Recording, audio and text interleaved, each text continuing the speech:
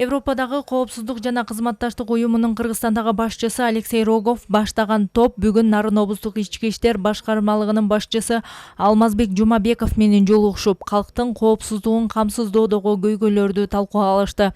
Анда белгилүү болгондой, облуста үй бүлөлүк зордук зомбулуктун көбөйүшү, мал уурулук жана тоноо фактыларынын кескин өсүшүнө байланыштуу ыкчам иликтөө кызматын чыңдоо зарыл болууда.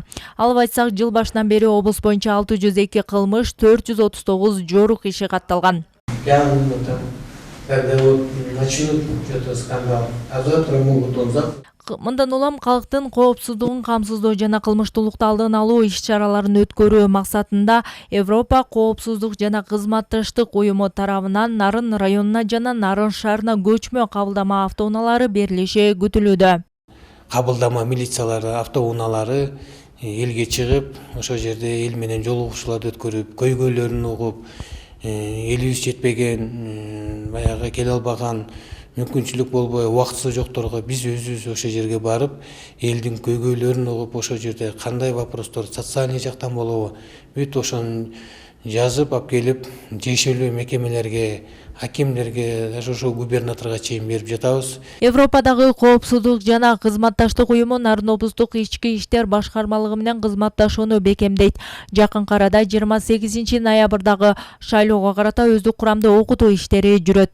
Естественно, после нашего возвращения будем носить соответствующие коррективы. Кызматташууну бекемдөө үчүн келгенбиз. Эмне кылуу керек, кайсы бөлүгүн өркүндөтүү зарыл жана кандай долбоорлорду ишке ашырсак деген 3 суроонун негизинде. Буга чейин кызматташкан өкүлдөр менен жолугуштук. Нарын облусу менен дагы кызматташууну улантып, алды дагы бир катар долбоорлорду ишке ашырууну пландап жатабыз. Будем пытаться делать так, чтобы наши... Жолугушуунун жүрүшүндө облустук ички иштер башкармалыгынын башчысы милициянын ишине шарт түзүүгө карата бир катар долбоорлорду сунуштады.